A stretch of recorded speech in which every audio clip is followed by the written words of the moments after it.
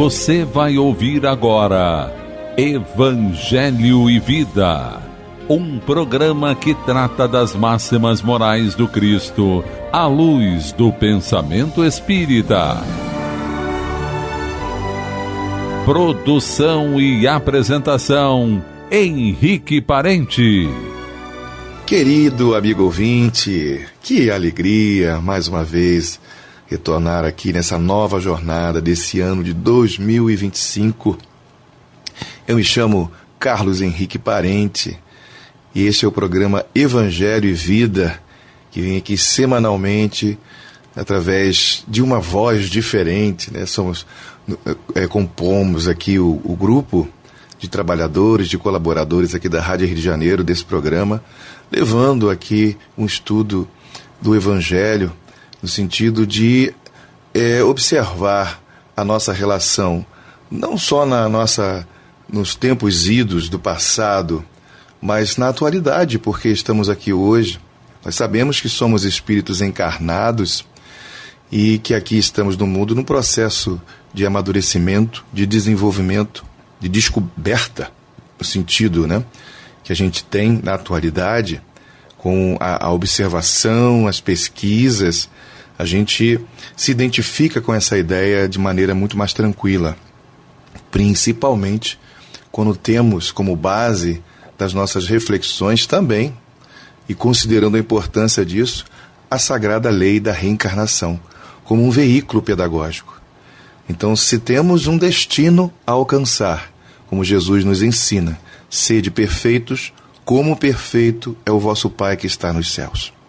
Então, Jesus traça para nós, né, e dá para nós uma dimensão daquilo que devemos desenvolver em nós.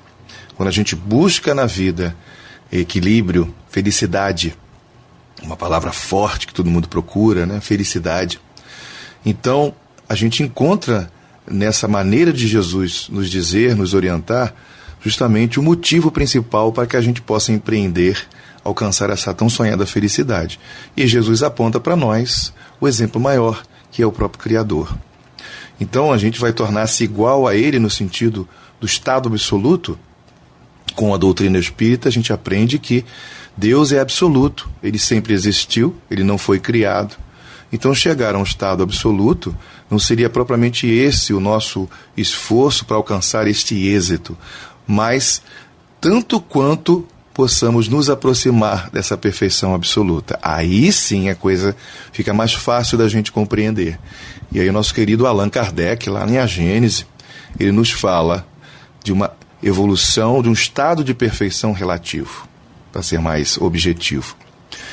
Esse é o estado onde a gente se aproxima dessa natureza divina que existe em nós. Ou entramos em comunhão com esse estado e estaremos ligados de forma mais consciente ao próprio Criador. Daí Jesus muitas vezes dizer no Evangelho, né, eu e o Pai somos um. Então é mais ou menos por aí que entendemos essas afirmações e que trazem para nós coerência, pé no chão, para que a gente entenda o Evangelho a partir do quê? De uma boa notícia, que é o significado da palavra Evangelho, uma boa nova, né? E traça para a gente, né, uma base sólida para que a gente realmente possa pisar nesse chão firme e aí trafegar pelos caminhos da vida com mais segurança, aprendendo a confiar principalmente em Deus, mas também desenvolver confiança em si próprio. Então, me cabe hoje aqui começar a refletir sobre o último capítulo do Evangelho segundo o Espiritismo. O tema é Coletânea de Preces Espíritas, onde nós vamos ler aqui algumas coisas e comentar, refletir a respeito desse mecanismo, né, dessa técnica fabulosa que o mundo espiritual traz para nós, porque a gente entende que por termos uma natureza eminentemente espiritual, no sentido essencial, né, nós somos espíritos imortais, e estar em contato com essa natureza, que é a natureza espiritual, entendemos ser uma natureza superior, e superior no sentido daquele que promove a vida, que é o próprio Criador. Jesus já disse na conversa com aquela mulher samaritana, a seu tempo, que Deus é espírito e importa ser adorado em espírito e em verdade. Então, quando o próprio Jesus coloca para a gente, fala, né, dessa maneira, revelando a natureza do próprio Criador de todas as coisas, e sendo Deus quem é, não é difícil para a gente afirmar que a natureza espiritual, ela sobrepõe, ela está acima, no sentido de um estado mais perfeito da própria essência do espírito. Então, né, se nós somos espíritos imortais, nós não somos matéria. Então, nós estamos na matéria. Então, se existe, em algum momento da nossa história existencial, e no sentido da existência atual, né, daquelas que têm um tempo de início, um princípio, um meio e um fim, se a gente tem uma continuidade, uma permanência da vida, dessa chama que continua existindo, que é o espírito, que ele é imortal, então a gente entende que, essencialmente, o estado mais comum e o que realmente vai trazer para a gente a verdadeira felicidade é o estado espiritual. Mas estamos no estado material. Então há uma aproximação, como se fosse uma união da natureza espiritual e material, por algum motivo, e que a doutrina espírita tem a sua maneira de nos falar a respeito. Que a doutrina espírita, ela é o cristianismo. Ela é puramente cristianismo. Então, adota todos os princípios cristãos no sentido da moral do Cristo, porque há que estabelecer sempre uma diferença entre o cristianismo do Cristo e o cristianismo dos homens. Então, quando a gente busca essencialmente os ensinamentos de Jesus, as suas palavras, o Sermão da Montanha, por exemplo, aqueles 3 capítulos ali do Evangelho segundo Mateus, os outros evangelhos também falam a respeito, mas ali está bem conciso, de maneira também mais ampla, esse pensamento da moral do Cristo. A gente vai ali e cita, né, o Evangelho segundo Mateus, nos capítulos 5, 6, 7, e que dão para a gente, né, um norte para orientar a gente a construir, né, uma vida mais próspera, e não no sentido material, que é uma consequência, mas uma prosperidade que não tem limite, que não tem perdas, que é, eu diria, na minha tentativa e da minha fala, daquela mesma condição em que Jesus, na conversa com essa mesma samaritana, que eu citei ainda há pouco, ele fala que quem beber desta água jamais sentirá sede. Então é mais ou menos nesse sentido, querido amigo ouvinte, aqui nos nossos pensamentos, nas nossas frases, né, como vem da nossa mente isso aí. Então, a prece seria um canal de comunicação, onde a gente estabelece uma proximidade com aquilo que é superior, que nos dá um sentido mais espiritual, que nos aproxima da nossa verdadeira natureza, que é a natureza espiritual, porque somos espíritos imortais, tendo um caminho a ser desenvolvido, a ser compreendido, a ser descoberto, desbravado mesmo, e uma necessidade de identificação com o que promana desse sentido espiritual superior. Porque o sentido espiritual inferior a gente já conhece, porque é de onde a gente vem. Em geral, não querendo ofender ninguém, nós somos espíritos da terceira ordem. Pelo menos eu me identifico muito por aí, onde a gente vai lá naquela escala espírita do Livro dos Espíritos, ali nas questões 100 até mais ou menos 113, o que, né, vai nortear e nos trazer uma compreensão melhor do que é ser um espírito da terceira ordem, da segunda ordem, da primeira ordem. Então, a primeira ordem é que são os espíritos puros. Uma outra ordem, uma segunda, uns espíritos melhorados, que desenvolveram mais as suas capacidades espirituais. E os da terceira ordem são os que estão variados ali, são muitos. Não quer dizer que só tem espírito ruim ali, não. Mas espíritos que têm mais dificuldade, que estão mais atrasados, não sei se esse seria o termo, mas talvez a gente possa usar também, quando a gente compara aquilo que é superior. Tudo bem. Então a gente está ali dentro desse quadro. Então, se a gente está ali e temos uma jornada a ser desenvolvida, então a gente vai lá na busca dessa questão. Então vamos aqui, eu escolhi só para poder dar uma introdução a esse capítulo, porque Kardec foi falar sobre isso, né? Uma coletânea de preces lidas, preces para a gente copiar, fazer. Então a gente mais ou menos vai tentar falar um pouquinho sobre isso, não tomando tanto tempo, né? Então, querido amigo ouvinte, logo no início tem um preâmbulo aqui, no item 1, Kardec diz o seguinte: os espíritos sempre disseram, a forma não é nada, o pensamento é tudo. Faça cada qual a sua prece de acordo com as suas convicções e da maneira que mais lhe agrade, pois um bom pensamento vale mais do que numerosas palavras que não tocam o coração. Os espíritos não prescrevem nenhuma fórmula absoluta de preces, e quando nos dão alguma, é para orientar as nossas ideias e, sobretudo, para chamar a nossa atenção sobre certos princípios da doutrina espírita, ou ainda com o fim de ajudar as pessoas que sentem dificuldades em exprimir suas ideias, pois estas não consideram haver realmente orado se não formularam bem os seus pensamentos. Aqui nesses 2 parágrafos está bem definido essa questão, né? Então, a oração, aquilo que é lido até, que existe, né, no meio espírita, tem uma função. Então, o pensamento, e que envolve aí o direcionamento que vai levar, né? O pensamento leva a gente a algum lugar, e o sentimento que temos, isso é que é fundamental. É preciso ser sincero nisso aí, para alcançar o seu objetivo. As palavras, em tese, elas não têm, às vezes, tanta importância.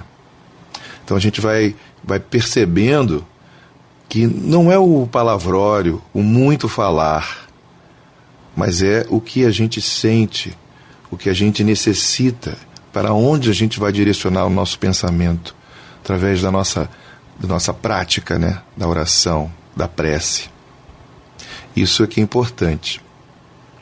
E aqui tem um sentido também, aquelas que existem, que foram ditas por alguém, anotadas, e que a gente as repete. Essas orações, alguém vai perguntar, elas têm valor então? Tem sim. Tem quando a gente olha aquela oração e aquelas palavras que estamos lendo, elas possam refletir o nosso desejo, o nosso sentimento. E aí ela passa a fazer parte de nós. Então aí, mesmo uma prece lida, ela passa a ter muito, mas muito valor. E aquelas que não são lidas, que são espontâneas, para aqueles que conseguem organizar bem as ideias, perceber a boa inspiração, pois que a façam. Porque, feitas nesse sentido, elas também têm um grande e imenso valor. A finalidade da prece, olha que bacana, diz Kardec, é elevar nossa alma a Deus. A diversidade das fórmulas, ou seja, as muitas preces que existem, prontas, né, não deve estabelecer nenhuma diferença entre os que nele creem e menos ainda entre os adeptos do Espiritismo, porque Deus aceita a todos quando sinceros. Que coisa bonita, né?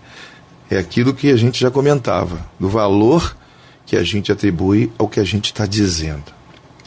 É uma relação pessoal, não é uma questão intelectual, não é uma fórmula que a gente pega as palavras, porque foi dita por Jesus, como por exemplo o Pai Nosso, que é inclusive a primeira prece que Kardec vem aqui analisar nesse capítulo, comentando trecho por trecho.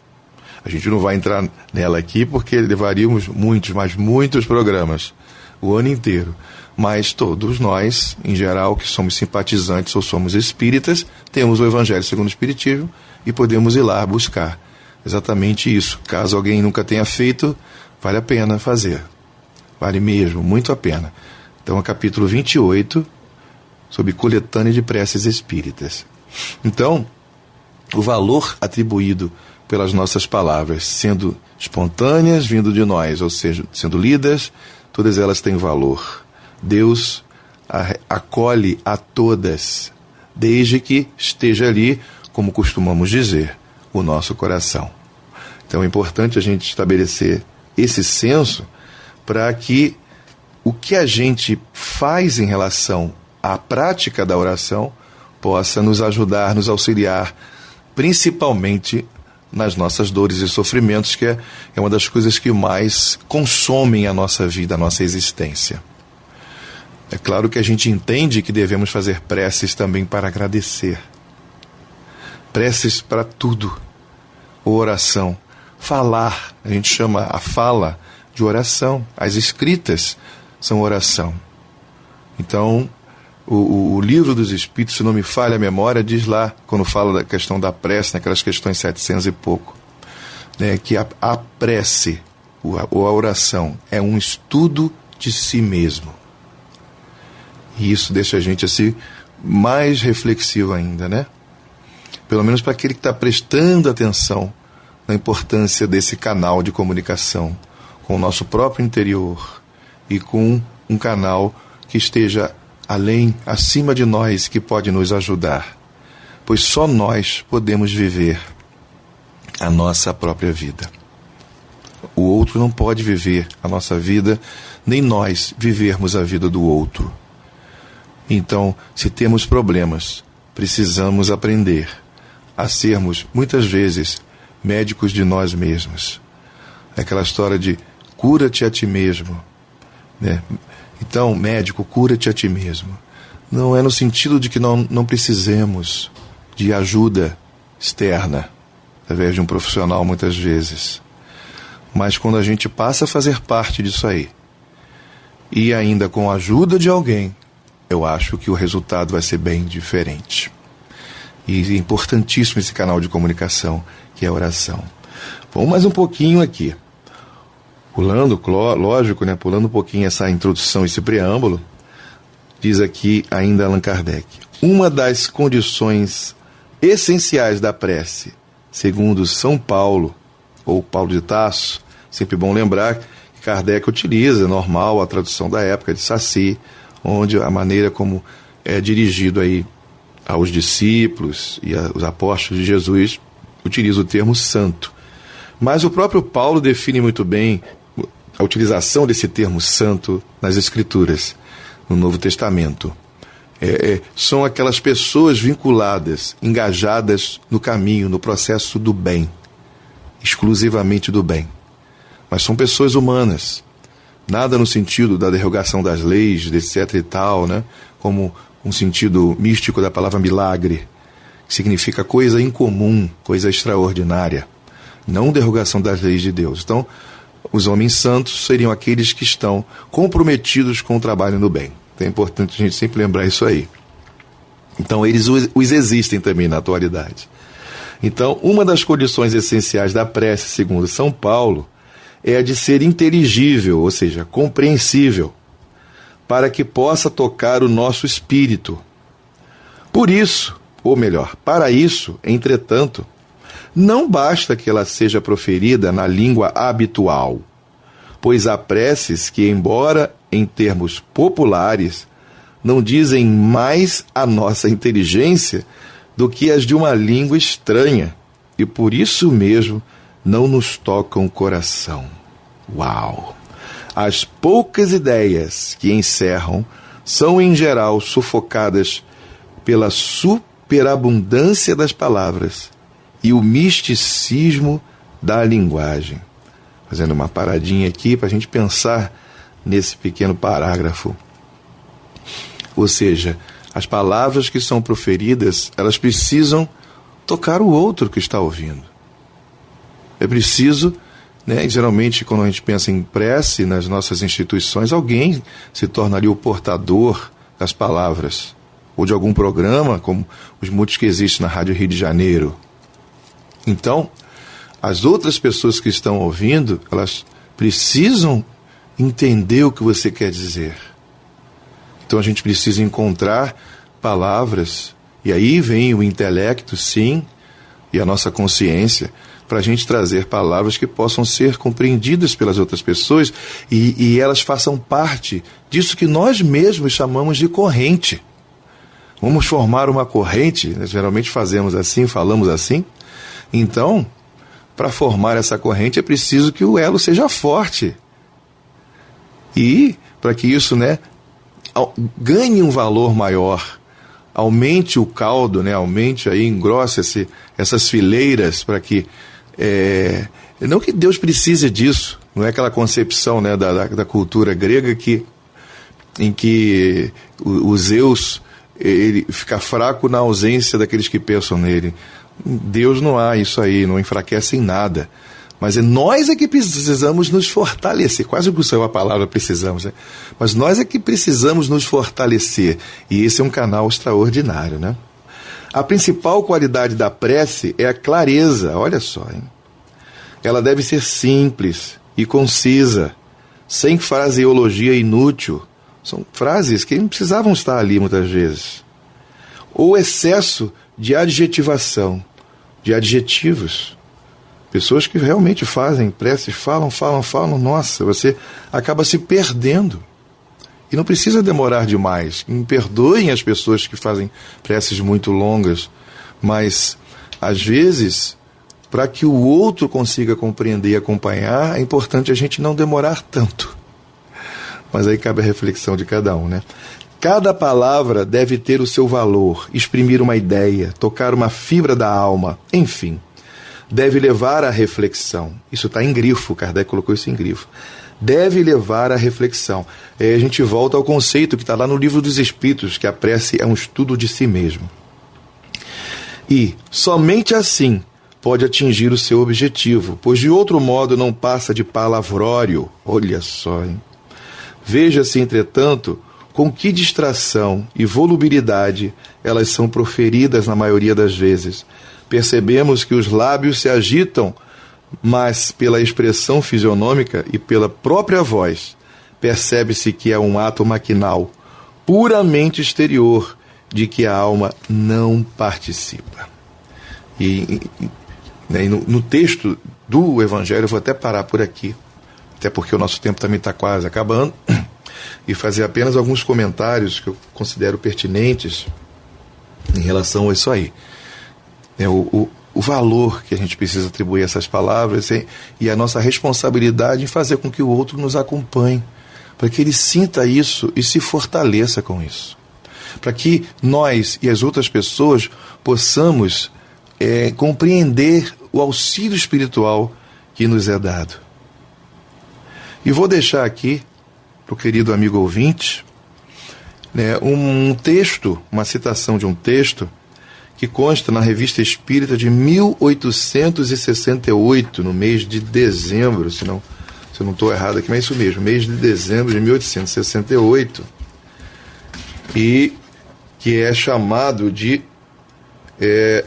o verdadeiro recolhimento. Então, estou só confirmando aqui, né, o mês, mas para não tomar muito tempo de todos vocês, se eu errei aqui no mês de dezembro, é o mês de novembro, tá? Então, o texto chama-se O Verdadeiro Recolhimento. Eu vou ler só um trechinho. Se pudesses ver o recolhimento, isso é um espírito, tá, chamado de Courson. Se pudesses ver o recolhimento dos espíritos de todas as ordens que assistem às vossas sessões, aí falando das sessões em geral, né, de onde ele estava, durante a leitura de vossas preces, não só ficarias tocados, mas ficarias envergonhados de ver que o vosso recolhimento, que apenas qualifico de silêncio, está muito longe de aproximar-se dos espíritos, que bom número dos quais vos são inferiores. Basta isso para a gente ver o tom grave com que esse espírito fala desse assunto. Então, por isso que está aqui a citação para o amigo ouvinte lá buscar, tá, e ver. E ele diz depois, até pede desculpas, se as palavras dele são muito duras, mas que tinham um objetivo muito útil por conta disso aí. Então deixo para o amigo ouvinte lá verificar, tá bom? E diria que a continuidade desse estudo do capítulo 28 do Evangelho segundo o Espiritismo, que fala, é uma coletânea de preces espíritas, Kardec coloca ali vários exemplos para que a gente possa ler refletir. E antes da prece propriamente dita, existe um preâmbulo, uma explicação do porquê daquela prece. Então é importante a gente fazer isso aí, já que desejamos muito na nossa vida ter um encontro, não somente consigo mesmo, mas um encontro com um estado emocional, um estado mais equilibrado, que nos aproxime de um bem-estar, de um equilíbrio na vida, hoje, amanhã, depois, porque o ontem já foi. Então aqui eu fico, querido amigo ouvinte, né? E agradeço a oportunidade de todos vocês de novamente estarmos juntos aqui nesse ano. Muito obrigado e muita paz a todos. A Rádio Rio de Janeiro apresentou o programa Evangelho e Vida.